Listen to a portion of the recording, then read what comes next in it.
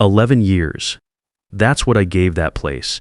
And it took Gerald Ashford about 4 minutes to throw it away because I wouldn't put my name on his son's mistakes. My name is Cole Langford. I'm 50 years old.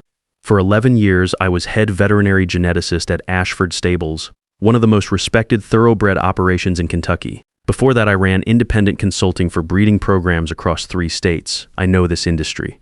I know what good science looks like, and I know what it looks like when someone is burying bad decisions under paperwork. What happened at Ashford was the second kind. Gerald built the place from nothing. I'll give him that.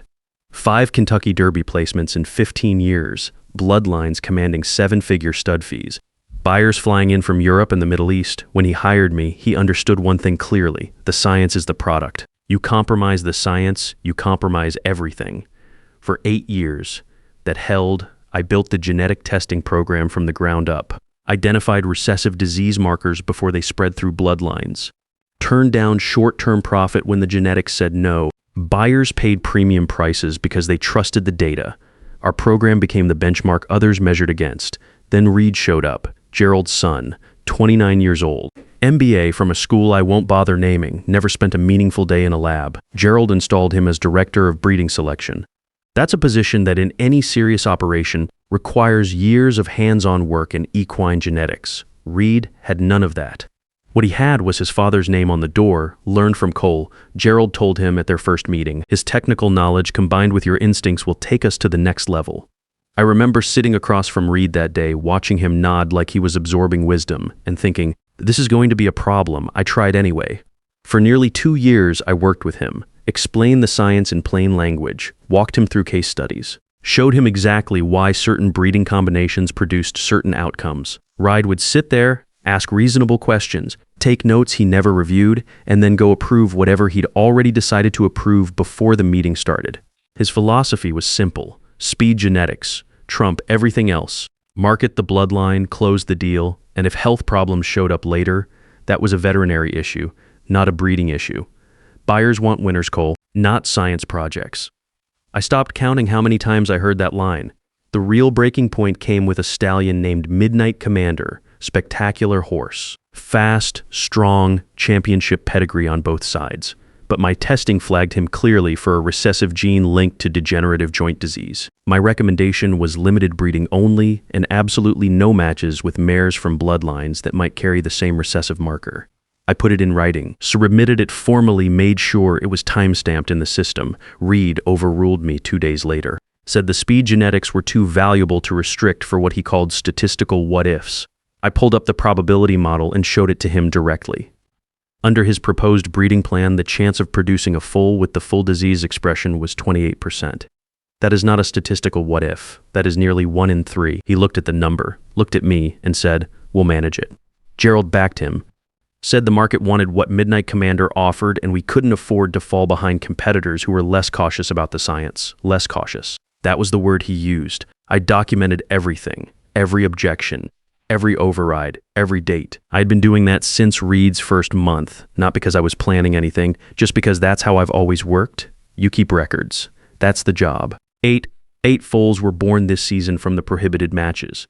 5 came into the world with severe joint deformities.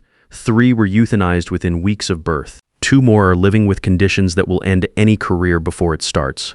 And then there was the colt. A buyer consortium paid $2.3 million for a colt we called Windmaker. Beautiful animal. The pre-sale testing had already shown early markers consistent with navicular disease. That finding did not appear in the final report provided to buyers. The report they received was clean. I did not write that report. Trent Calloway, one of our largest outside investors with $30 million in breeding rights across multiple bloodlines, contacted us through his attorneys requesting an immediate explanation after his own veterinarians flagged genetic concerns. I responded with the truth. Complete genetic profiles in breeding coefficients, documented timestamps showing every recommendation I had submitted and every override Reed had signed off on. 2 hours after Trent's team received my response, Gerald's assistant called and told me to come to the main office.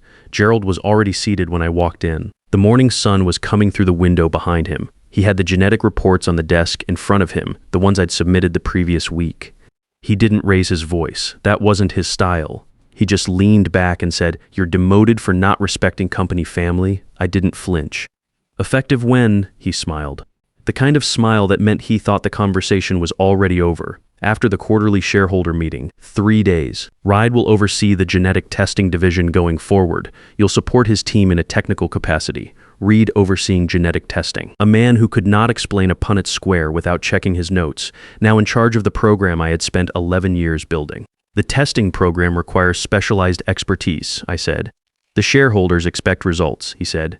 Reid understands what buyers want, speed. Not theoretical health concerns, theoretical. I thought about the 3 foals that had been euthanized, thought about the families who had purchased our breeding rights and were now demanding explanations. You'll transition your files to Reid by tomorrow, Gerald continued, and prepare a statement accepting responsibility for the testing irregularities. We'll position this as a mutual career shift during the shareholder meeting. And if I don't, your contract includes confidentiality clauses. Violate them and you'll never work in this industry again. I stood up, picked up my folder, and walked out. Back in my lab, I closed the door and stood there for a moment, not dramatically, just needed a second before I sat down. My computer screen showed the database I had built over 11 years. Every horse, every genetic marker, every breeding recommendation, and every single override read had initiated against my documented advice, each one timestamped, each one logged with user identification. The system recorded everything automatically. That was how I had designed it from the start. The database did not know how to lie. It could not be demoted. I had 3 days until the shareholder meeting. Here's what Gerald did not know. When I first set up the genetic testing infrastructure, I had insisted on triple redundant backups. 2 of those backup systems sat on the company's internal servers. The third was an offsite archive server I had set up through a personal subscription, billed to my own account, running on a hosting service AT had no visibility into. Paige, my lab technician who had been with me since year 1, was the only other person who knew it existed. Every entry, every change, every override, every deletion attempt got mirrored to that server automatically within minutes. Nobody at Ashford had ever asked about it. Why would they? The internal backups worked fine. Nobody audits the auditor when the auditor is the one who built the system. I spent the rest of that day and most of the night putting together 2 documents. The first was a complete analysis of every compromised breeding pair approved over the previous 18 months, with the genetic markers that had raised concerns, the written warnings my team had submitted, and the documented health outcomes for each resulting foal. Clear, linear, impossible to misread. The second document was a projection. I ran the numbers on Reid's currently approved breeding plan forward across 3 seasons. The output was not alarming. It was worse than that. Projected disease expression rates climbing toward 38% by year 3. Fertility problems becoming endemic across the premium lines.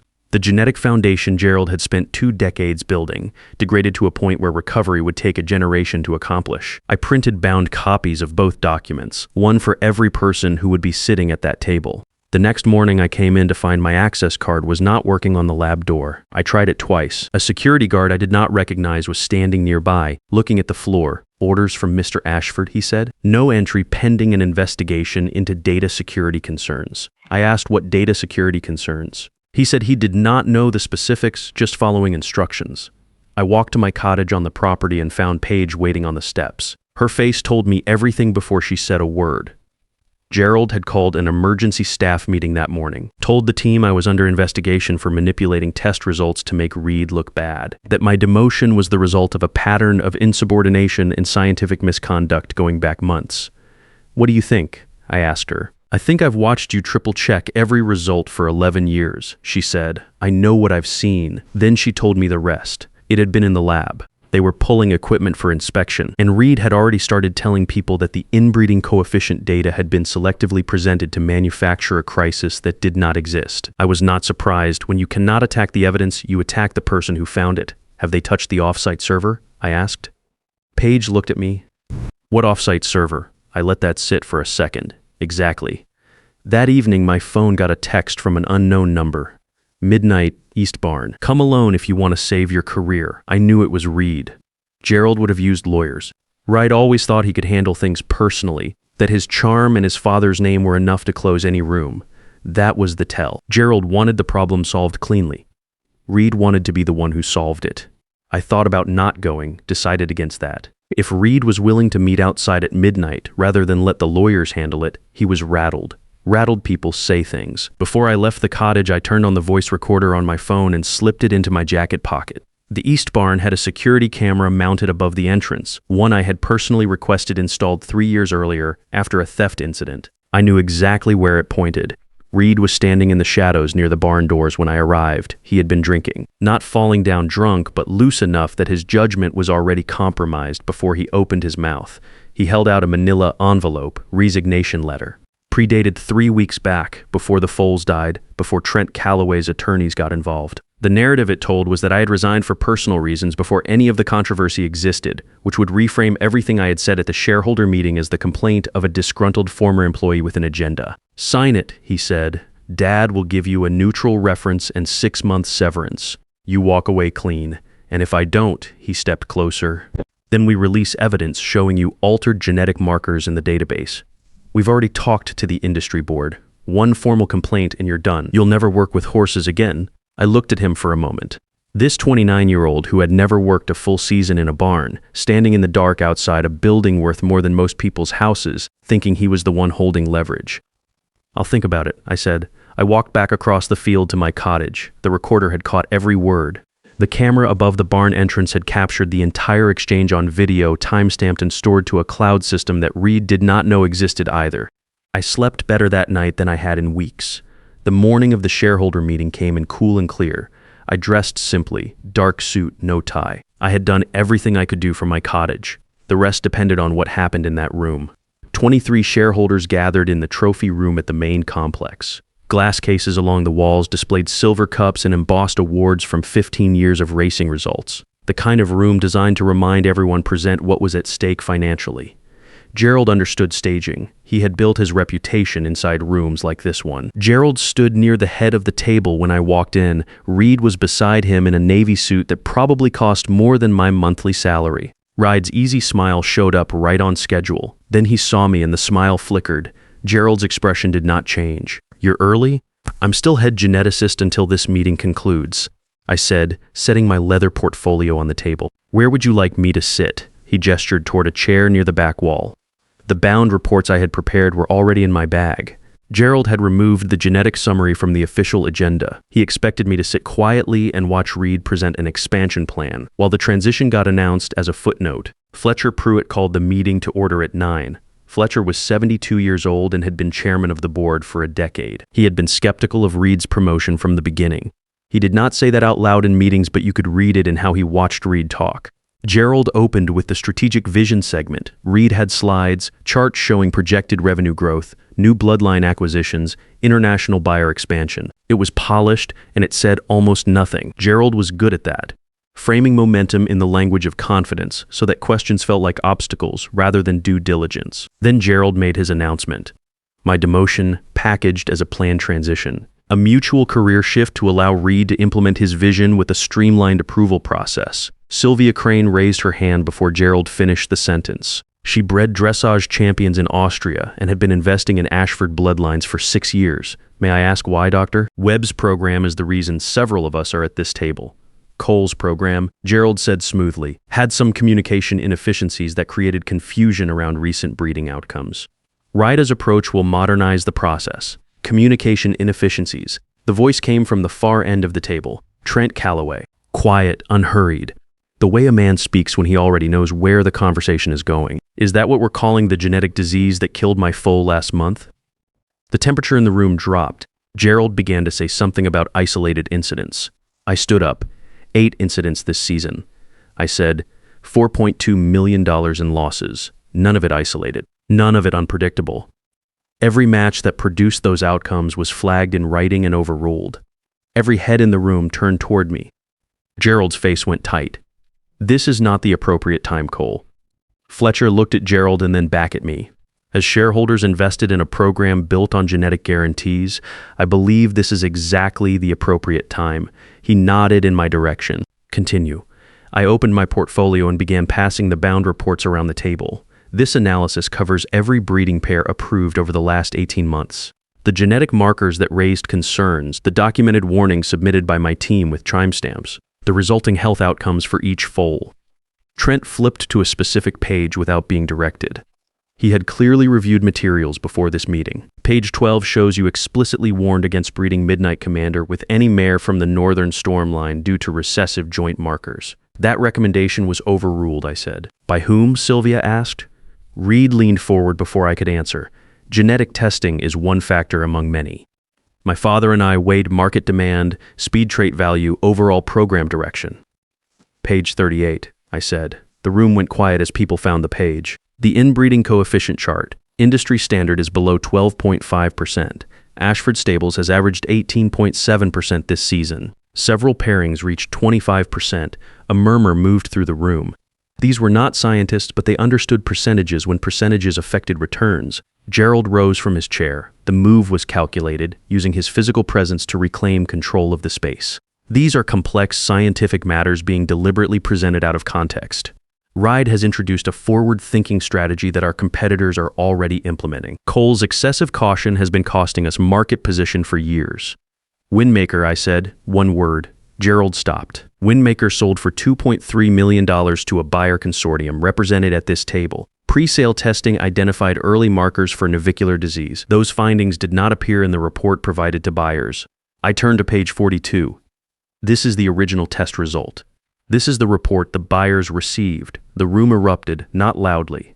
The eruption of people in expensive suits who suddenly understand they may have a legal problem. Gerald's voice came in hard over the noise. That is a serious and unfounded accusation. It is a documented fact, I said. The timestamps on both documents are in your hands right now. Fletcher did not raise his voice. He did not need to. Eldon. He used Gerald's first name for the first time all morning. Is what Dr. Langford is describing accurate? Gerald said it was being taken out of context, that the science was being weaponized by a disgruntled employee facing a performance review, that everything would be clarified through proper internal channels. It was a skilled answer. Deflect, reframe, slow the momentum, work the room in smaller groups during a break. I had seen him do it before. Fletcher looked around the table, read the room, and said, I propose we table the leadership transition and expansion plan pending a full audit by an independent third party. Gerald said it was unnecessary. That internal review was sufficient. Sylvia seconded Fletcher's motion before Gerald finished the sentence. The vote was not close. Gerald sat back down. A muscle moved in his jaw. Reed had gone still beside him. The two of them leaned toward each other and exchanged a few quiet words. Gerald glanced over at me with an expression I recognized, not anger, calculation. This was not over. He was already planning the next move. What he did not know was that I had already planned for it. During the lunch break, I stepped out onto the veranda overlooking the east paddocks. The mist had burned off and the sky was clear. Below me, thoroughbreds worth millions grazed on Kentucky bluegrass without any awareness of what was happening inside that building on their behalf. Ride came out a few minutes later. He stopped beside me and looked out at the same view. You think you won something in there, he said. His voice was casual, almost friendly. The version of Reed that came out when he was trying to manage a situation rather than threaten it. I'm not keeping score, I said. Dad's already made 3 calls during the break. You have no idea the relationships he has in this industry. One board vote does not change 15 years of connections. He paused. There's still time to walk this back. Say the data was preliminary. Say you overstated the risk. We'll spin it as a miscommunication. I looked at him. 8 foals, Reed.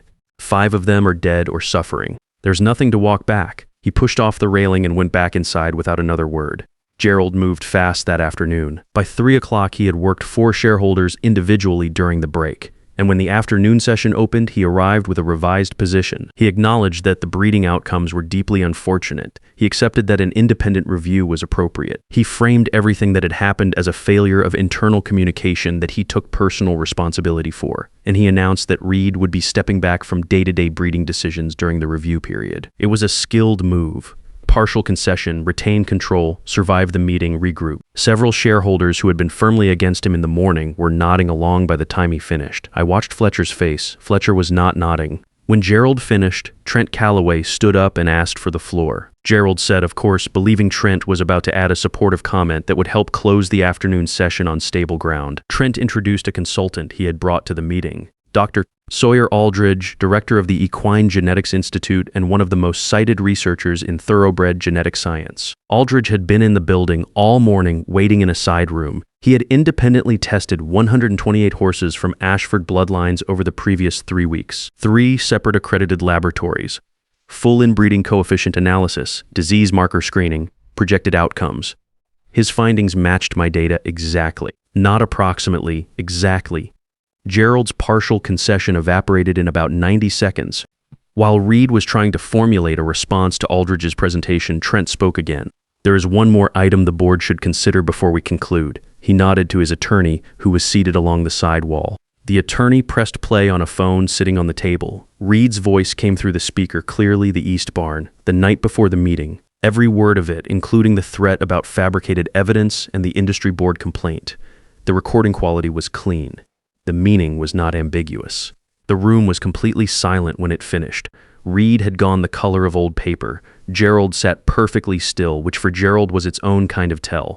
The man was never perfectly still. Fletcher looked at both of them for a long moment.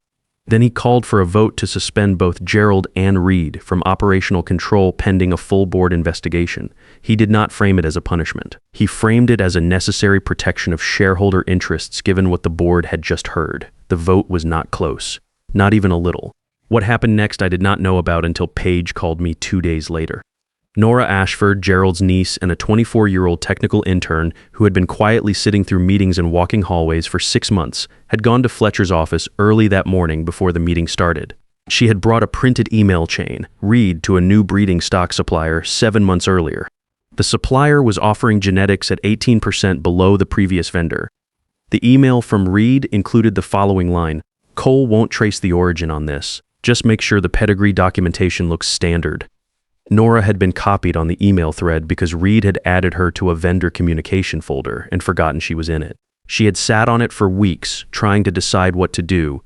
The morning of the shareholder meeting, she decided she could not stay quiet any longer. She handed the printouts to Fletcher and walked out of the building. Gerald's own family. I was staying at a rental apartment in Lexington during those days, fielding calls from colleagues who had heard rumors, checking industry forums that were buzzing with speculation. On day 4 after the meeting, Trent Calloway's attorney called. The investor consortium, representing 61% of outside capital, was formally requesting my reinstatement and full restoration of the genetic testing program under my authority. On day 6, Fletcher called personally. The board had completed its emergency review. Gerald and Reed were removed from operational roles. An independent management firm was stepping in for the interim period, and the board wanted me back as chief genetic officer with expanded authority, compensation that reflected the actual scope of the role, and a written guarantee that breeding decisions could not be overridden without documented scientific review. I told Fletcher I had one condition: the testing protocols were non-negotiable going forward. No overrides without scientific sign-off. No exceptions for any reason, including owner preference. Fletcher said that language was already drafted into the new operational charter. 2 months after the board vote, the SEC opened a formal investigation into securities fraud. Investors had been making financial decisions based on disclosures that materially misrepresented the health profile and risk exposure of the breeding program. The Windmaker sale in particular drew significant scrutiny. The altered pre-sale report combined with the email chain Nora had provided and the audio recording from the East Barn gave investigators a clear picture of intent. Gerald accepted a plea deal, financial penalties significant enough to require selling assets he had spent 20 years accumulating, a lifetime ban from the thoroughbred industry. The operation he had built from nothing, now running under board-appointed management that had called me to come back and fix what his son had broken. Reed cooperated with prosecutors in exchange for a reduced charge. He received probation and a period of community supervision. He left Kentucky shortly after sentencing. I have not heard his name connected to anything in this industry since. When I walked back into my lab for the first time in nearly 3 weeks, Paige was standing next to my workstation with a look on her face that I recognized. The one she gets when she has been sitting on something and is finally allowed to say it out loud. "You remember how you always insisted on the triple redundant backup protocol?" she asked. I remember. She handed me a flash drive. Everything they touched after IT locked you out, every record they altered, every deletion they attempted, every timestamp on every change. All of it logged with user identification on the off-site server. They had no idea it existed. I turned the drive over in my hand. The offsite server had been running quietly for 9 years on a personal subscription that cost me less per month than a car payment. It had captured Gerald's IT team walking through the database the night after the shareholder meeting, methodically adjusting override approval timestamps to make Reed's decisions look like they had gone through proper review channels. It had captured every single change, every single user ID, every single time. That evidence, combined with the East Barn recording and the email chain Nora had provided to Fletcher, was what gave the SEC the documentation of intent they needed. Negligence is one thing. A paper trail showing deliberate alteration of records to mislead investors is a different conversation entirely. I set the drive on the desk and looked around the lab. Same equipment, same reference charts on the wall that I had put up years ago. Same view out the window toward the east paddocks where the breeding stock grazed in the afternoon light. Everything the same, and also not the same at all. We got to work. The first 6 months under the new operational charter were straightforward in the best way. Every breeding decision came through proper genetic review. Buyers received complete, unaltered testing profiles before any transaction was finalized. The inbreeding coefficients came back down below industry thresholds across all active bloodlines within 2 breeding cycles. The projection I had shown at the shareholder meeting, the one showing catastrophic outcomes if Reed's plan continued, became instead a baseline for what we were reversing. Line by line, bloodline by bloodline. By month 7, we had 3 foals in the field that early testing flagged as among the strongest genetic profiles the operation had produced in a decade. Clean markers, healthy development, no hidden flags buried in the pedigree documentation. The work speaks through results. It always has. About a month after I came back, I was walking to my car after a long Tuesday when I heard someone say my name in the parking area near the main gate. I turned around and Reed was standing there. He had lost weight. The designer clothes were gone, replaced by jeans and a plain jacket. He looked older than 29 in a way that had nothing to do with years. "You won," he said. "This was never about winning." He looked at the ground for a moment. "Then what was it about? You destroyed my father, everything he built." I thought about the 3 foals we had euthanized in the spring. Thought about the buyers who had wired millions of dollars based on reports that had been cleaned up before delivery. Thought about Trent Calloway's mare, the one that had died, and the phone call Trent had described where he had to explain to his granddaughter why the foal was not coming home. "The horses could not speak for themselves," I said. "Somebody had to." Reed nodded slowly. He did not have anything to say to that. He walked back to his car, and I watched him go and felt nothing in particular. Not satisfaction, not relief, just the quiet that comes when something is genuinely finished. I drove home with the windows down. It was a good evening in Kentucky, the kind that comes in late summer when the heat breaks and the air smells like grass and horses and the kind of work that means something. The next morning I was out in the paddocks before 6. 3 foals running clean lines in the early light, straight legs, good movement, no signs of what we had spent a year pulling back from the edge of. I stood at the fence and watched them and did not think about Gerald or Reed or shareholder meetings or SEC investigators. Just the horses, just the work, just what it was always supposed to be about. If you have ever spent years building something real, something that required actual expertise and actual care, and then watched someone with the right last name walk in and start dismantling it because they could, then you already know what this story is about. You know the specific weight of it, the temptation to either walk away quietly or blow the whole thing up out of anger. The answer is neither. You document everything. You protect the evidence. You wait for the right moment and you let the facts speak at full volume. Solid ground does not move even when loud people are standing on it telling everyone it does. That is what 11 years of keeping honest records gave me. Not just the job back, not just the title or the salary, the knowledge that when it mattered, the work held up. That is the only kind of winning worth anything.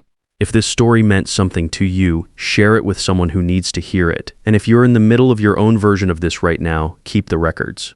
All of them. The truth does not expire.